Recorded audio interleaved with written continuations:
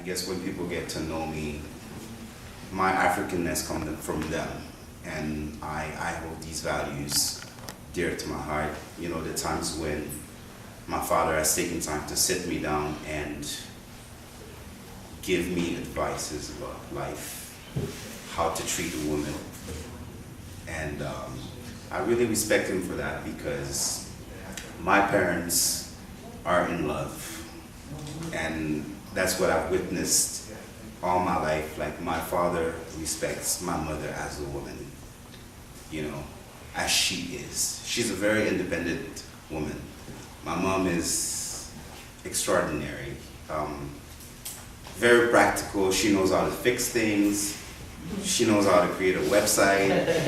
I mean, like, that was the type of woman. And back home, she would be like, you know, if the electricity is off, she's able to put it back on. And she was criticized a lot at the time, and a lot of my father's friends would tell her, like, why do you let your wife do all these things? And, like, you know, they would just criticize her. And his response was, is she your wife or my wife?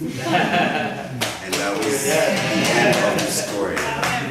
And when you hear my mom talk about my father and the things that she has experienced with him, I mean, it makes me dream of a relationship like that. And they understand each other, and I admire that. Today, I mean, they don't live physically together, but they're still very much married, and people don't understand that. But I do. They speak on the phone 5 to 10 times a day. My mother would tell you that she will not do anything before consulting my father. And everything she does, he always supports. He says that, like, he loves his wife. And even if my mom has done something bad and I'm complaining to my dad, he will never side against her. That's impossible. So this is the household I come from. They've always been saying that I'm a chief, I'm a leader, and that's what I heard. That's what they instilled in me. That's why they call me Fum, chief. And even some of my uncles, they would always call me that, chef du village, chief, when they see me. So, and I took that name on, and then my, I guess, government name is James, but I hate it. I don't like to be called that. You know? So, but that was my grandfather's name, and he was a very good man. He actually was one of the ones who translated the Bible into Chiluba, from English to Chiluba. And he built a lot of churches, helped a lot of people, and I somehow feel that I have a spirit, inherited a spirit, because there's a lot of things that I do. I grew up here, but honestly, when the dancing is truly within my heart, it's in my blood. I just know, I just feel things, I understand why it is. That's why I can dance so freely in it.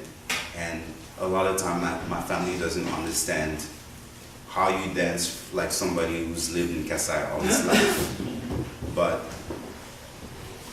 I'm there. So his name was James, but they called him Jamesa. From Jamesa I said James. So Fumu James came to life. So I call myself that to, you know, walk towards my destiny, my path. And one of the things that I want to be a good influence, especially, you know, there's always a lot of programs for girls, and it's great, but my thing about that is that you have to bring the boys along as well, because when those girls who's receiving all these programs and all this information grow up, there'll be an imbalance with the boys for whom we're not doing anything. And I see it. When I go into a school, the boys that wouldn't dance normally, when I get there, they dance. Because they see me, I'm like, I'm kind of cool.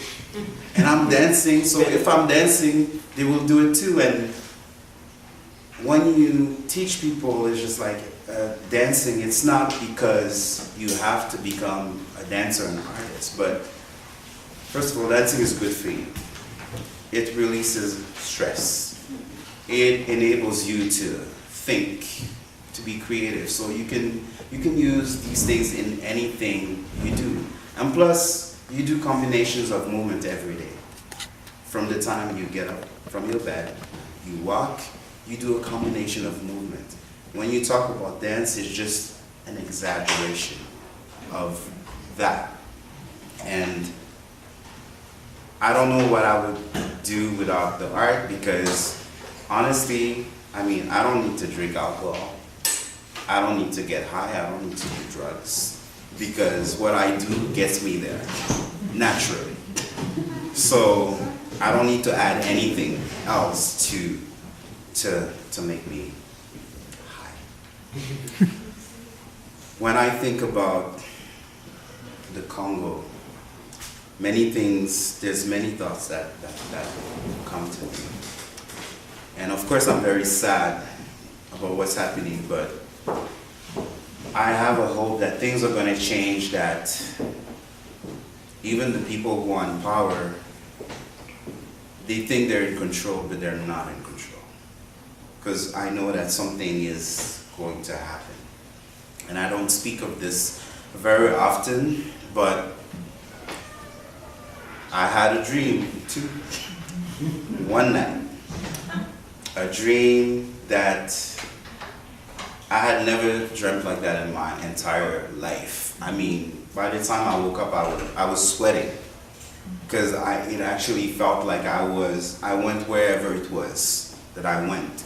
And I'll never forget July 2002, when I was given this dream, and I went back to the Congo, and I saw there was something new happening.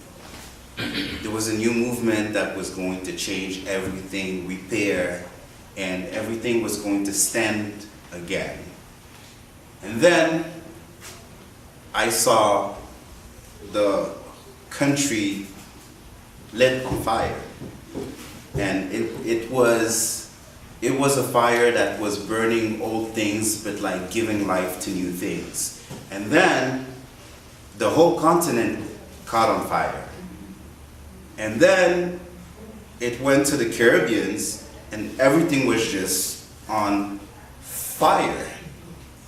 And I was like, wow, and in my mind I was like, this is not possible. And the voice came back to me and said, yes, it is possible. And I said it again, no, it's not possible. He said, yes, it is possible. I said it a third time he told me again, yes, it is possible. From that time, I saw the importance of knowledge. And my parents have always taught me to be open-minded, not to be closed-minded.